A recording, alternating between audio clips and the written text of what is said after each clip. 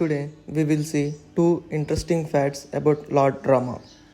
అయితే మనందరికీ తెలుసు నేషన్ వైడ్గా ప్రాణప్రతిష్ఠని జనవరి 22న ఎంత గ్రాండ్గా చేశాము.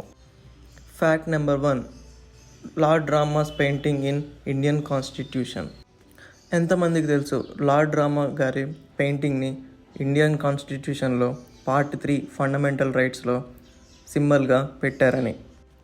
దానికి రీజన్ ఏంటంటే మన కాన్స్టిట్యూషన్ ఫైనల్ స్టేజెస్లో ఉన్నప్పుడు Nandalal Bose and his team.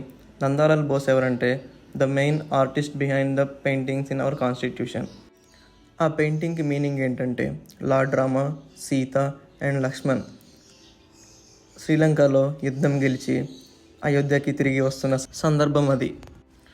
So దాని అర్థం ఏంటంటే గుడ్ ఓవర్ ఈవిల్, అంటే లార్డ్ రామా గారు మన ఫండమెంటల్ రైట్స్ యొక్క ప్రొటెక్టర్గా సింబలైజ్ చేస్తారు. అందుకే ఫండమెంటల్ రైట్స్కి సింబల్గా లార్డ్ రామా గారిని పెట్టారు.